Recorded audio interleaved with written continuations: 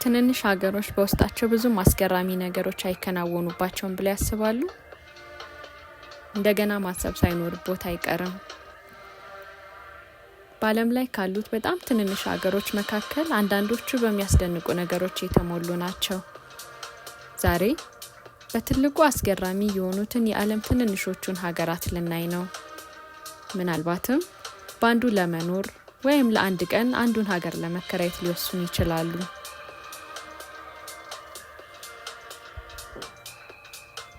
ቫቲካን ሲቲ፣ ትንሿ ታይታን።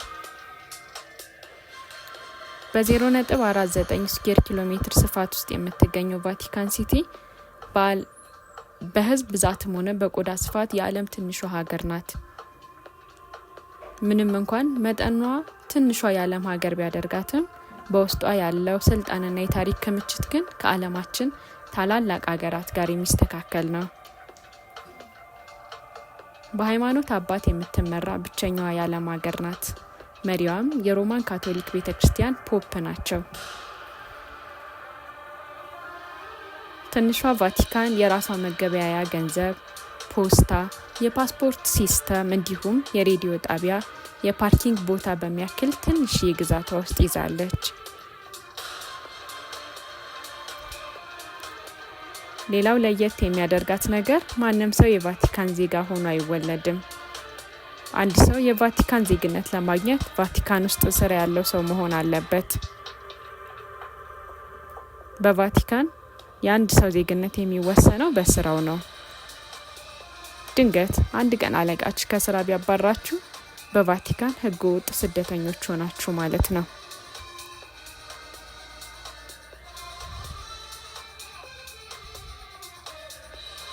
ሞናኮ፣ የዓለማችን ሀብታም ሀገር።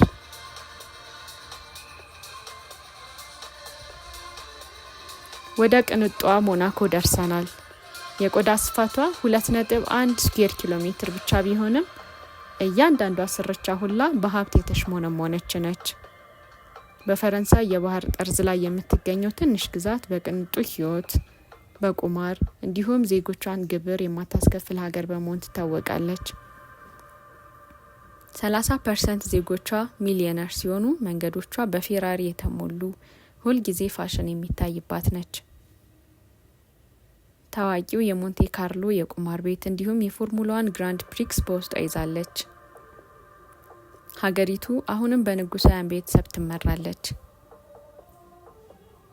በነፍስ ወከፍ ከፍተኛ ቁጥር ያላቸው የፖሊስ መኮንኖችም በዚህች ሀገር ይገኛሉ።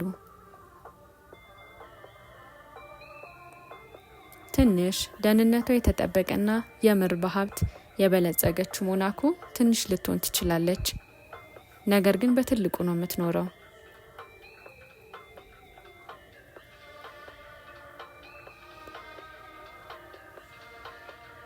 ናውሩ፣ የተጻራሪዎች ደሴት። ናውሩ ትንሽ ነች፣ 21 ካሬ ኪሎ ሜትር ብቻ ነው። ነገር ግን ታሪኳ በጣም ትልቅ ነው። እንደ አውሮፓውያን አቆጣጠር በ1980ዎቹ ውስጥ ለፎስፌት ማዕድን ምስጋና ይግባውና በዓለም ላይ በነፍስ ወከፍ እጅግ የበለጸገች ሀገር ነበረች። ነገር ግን ፎስፌቱ ሲያልቅ ሀብቱም እንዲሁ ሆነ። ዛሬ አብዛኛው የደሴቲቷ የውስጥ ክፍል ለመኖሪያነት የማይመች ሲሆን ናውሩ በዓለም አቀፍ ደረጃ በጣም ድሃ ከሆኑት ሀገሮች አንዷ ሆናለች። እንዲሁም ኦፊሴላዊ ዋና ከተማ ከሌላቸው ጥቂት ሀገሮች አንዷ ነች። አሁን ላይ ናውሩ የታጠቁ ኃይሎችና በጭንቅ የሚበር አንድ አየር መንገድ ብቻ ያላት ሀገር ሆናለች። አሁንም ናውሩ የእድልና የማስጠንቀቂያ ምልክት ሆና አለች። የተፈጥሮ ሀብቶች በዘላቂነት ካልተያዙ ምን ሊከሰት እንደሚችል ለማስታወስ ለሁሉም ከሩቅ የምትታይ ቢጫ ካርድ።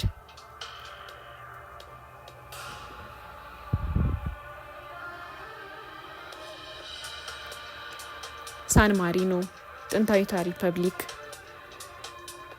ስለ ጥንታዊት ሮም ሰምታችሁ ይሆናል። ነገር ግን ስለ ሳን ማሪኖስ በ301 የተመሰረተች እንደሆነች ይነገራል። ይህም በዓለም ላይ እጅግ ጥንታዊ አሁንም ያለ ሪፐብሊክ ያረጋታል። ዙሪያዋን በጣሊያን የተከበበች ቢሆንም ግን ሙሉ በሙሉ ራስ ገዝ ነች። ሳን ማሪኖ አንድ ሳይሆን የካፒቴን ሬጀንት በመባል የሚታወቁ 2 የሀገር መሪዎች ናቸው በየ6 ወሩ እየተቀያየሩ የሚመሯት።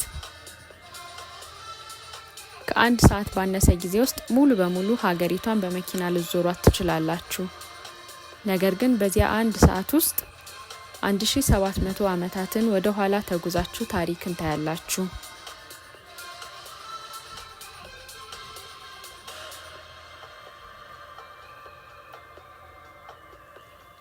ቱቫሉ ዲጂታል አከራይ።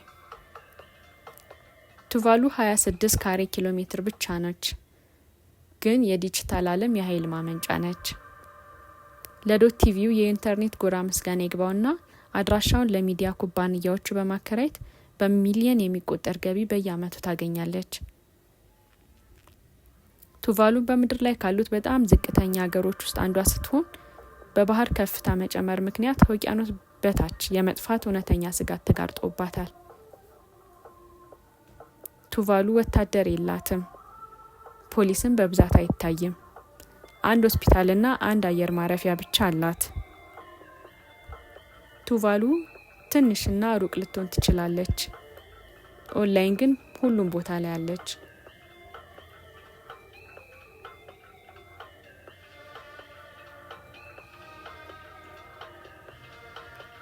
ሊችተንስታይን ለምሳ የምትዘጋዋ ሀገር።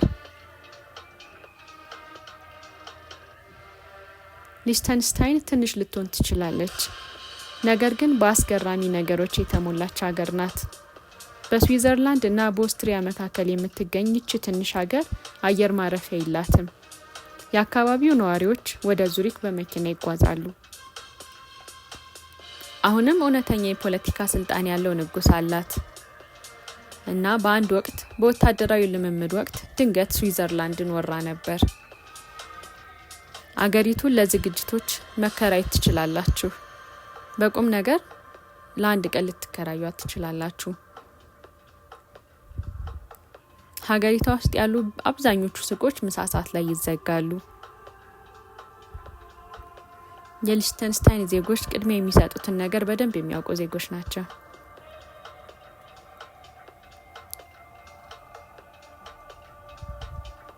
ትናንሽ ግን ትላልቅ ሀገራት ከሊቃነ ጳጳሳትና ከመሳፍንት እስከ ዲጂታል ደሴቶችና የጠፋ ሀብቶች።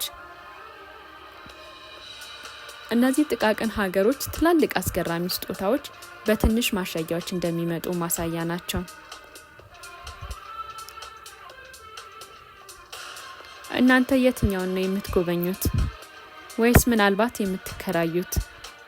በአስተያየት መስጫ ውስጥ ያሳውቁን።